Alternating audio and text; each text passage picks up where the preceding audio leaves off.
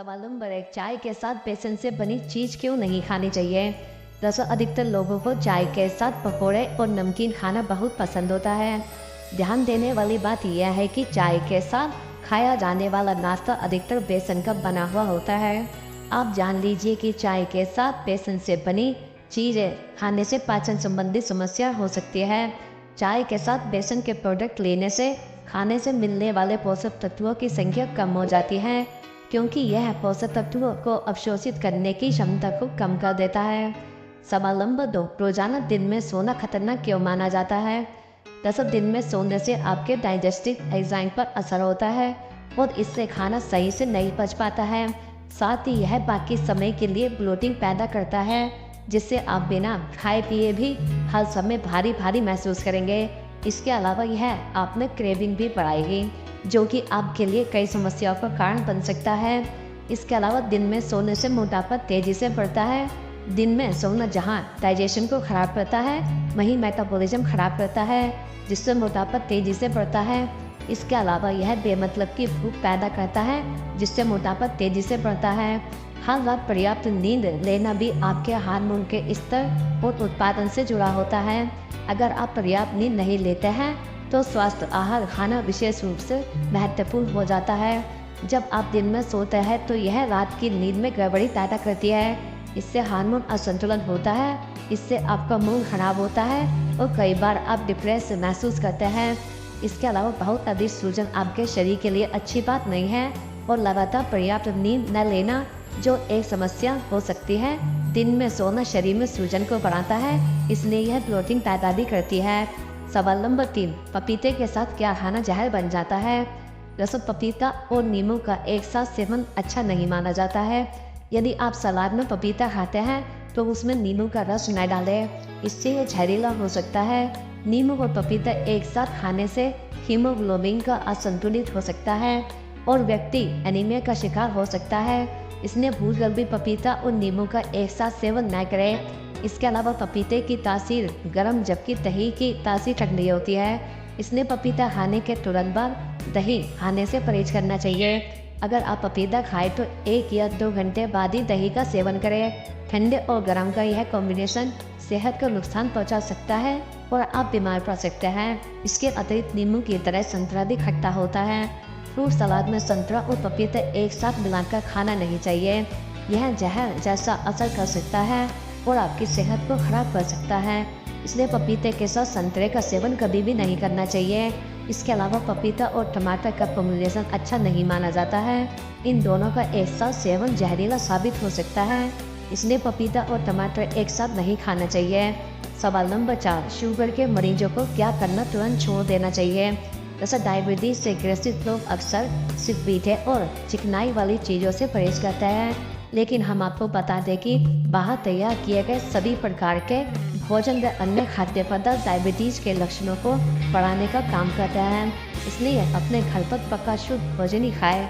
इसके अलावा बढ़ते डायबिटीज को नियंत्रित करना है तो आपको यह भी ध्यान रखना होगा कि आप किस समय सो रहे हैं और किस समय जाग रहे हैं। डायबिटीज से ग्रसित लोग जो रात को देर तक जागते हैं और सुबह देर तक सोते हैं, अक्सर उनका ब्लड शुगर प्रभावित रहता है। इसके अतिरिक्त मधुमेह के मरीजों को अक्सर चीनी और अन्य मीठे खाद्य पदार्थ छोड़ने की सलाह दी जाती है और ऐसे में कुछ लोग आर्टिफिशियल स्वीटनर का इस्तेमाल करने लग जाते हैं। हालांकि कभी कभार आर्टिफिशियल स्वीटनर का इस्तेमाल करना सही है, लेकिन अगर आप अत्यधिक मात्रा में इसका सेवन कर रहे हैं तो यह नुकसानदायक हो सकता है। इसके अलावा डायबिटीज़ के मरीजों के लिए ज़रूरी है कि वह अपना खाना समय पर खाएं। अगर डायबिटीज़ का कोई रोगी खाना खाते समय तुरंत सो रहा है या बिस्तर पर लेट रहा है तो ऐसे में शुगर बढ़ सकता है। हमेशा खाना खाने के बाद कुछ कदम चलना चाहिए। सवाल नंबर 5, पेट की गर्मी को दूर करने का घरेलू उपाय क्या होता है। दरअसल अगर आप पेट में गर्मी हो रही है तो केला खाएं। केले में पोटेशियम ज़्यादा होता है, जिससे एसिड कंट्रोल रहता है। केले में पाए जाने वाला पीएच तत्व पेट से एसिड को कम करता है। इससे पेट में एक चिकनी लेयर बनती है और गर्मी से राहत मिलती है। केले में फाइबर भी काफ़ी मात्रा में होता है, जिससे पाचन सही रहता है। इसके अलावा पुदीने के पत्ते खाने से पेट का एसिड भी कम होता है। 1 गिलास पानी में पुदीने की कुछ पत्तियां डालकर उबाल लें। अब इसे ठंडा होने पर पिए। इसके अतिरिक्त पेट की गर्मी को शांत करने के लिए खाने के बाद सौंफ और मिश्री खाएं। इससे पेट में होने वाली जलन शांत हो जाएगी। सौंफ खाने से एसिडिटी की समस्या भी दूर हो जाती है। सौंफ को पानी में उबाल कर भी पी सकते हैं। इसके अलावा पेट की गर्मी के लिए नाश्ते में रोजाना 1 कप ठंडा दूध पिए। दूध में कैल्शियम होता है जो आपके पेट की गर्मी को ऑब्जर्व कर लेता है और ठंडक पहुंचाता है। इसके अतिरिक्त खाने पर तुलसी के पत्ते खाने से पेट में पानी की मात्रा बढ़ेगी। इससे पेट का एसिड भी कम होता है। तुलसी के पत्तों से मसालेदार खाना आसानी से पच जाता है। रोज़ सुबह 5 से 6 तुलसी के पत्ते खाने चाहिए। सवाल नंबर 6, प्रोटीन की कमी से कौन सी बीमारियां होती है? वैसे ज़्यादातर लोग शरीर में प्रोटीन की कमी को सिर्फ मांसपेशियों और वजन से जोड़कर देखते हैं, लेकिन प्रोटीन की कमी होने पर हड्डियां भी कमज़ोर हो सकती हैं। वहीं इसी वजह से आपको फ्रैक्चर होने या हल्की सी चोट लगने पर हड्डियों के टूटने का खतरा भी रहता है। प्रोटीन की कमी से आपके लीवर पर भी गंभीर असर पड़ता है। इसकी वजह से लीवर की कोशिकाओं में फैट बढ़ने लगता है और आपको फैटी लीवर की समस्या हो सकती है। वहीं लंबे समय तक यह स्थिति बनी रहे तो इसकी वजह से लीवर डैमेज भी हो सकता है। सवाल नंबर 7, पाचन तंत्र सही रखने के लिए कौन से फल खाने चाहिए? दरअसल सेब स्वास्थ्य के लिए काफ़ी हेल्दी होता है। इसका सेवन आप पाचन संबंधी समस्याओं को दूर करने के लिए भी कर सकते हैं। हम आपको बता दें कि सेब में पेक्टिन फाइबर होता है जो कब्ज और दस्त जैसी परेशानी को दूर करने में प्रभावी होता है। साथ ही यह कोलेस्ट्रॉल के स्तर को भी कम करने में असरदार है। इसके अलावा पेट पाचन शक्ति को सुधारने में प्रभावी होता है। यह पेट में अल्सर, कब्ज, दस्त और पाचन संबंधी अन्य समस्याओं को दूर कर सकता है।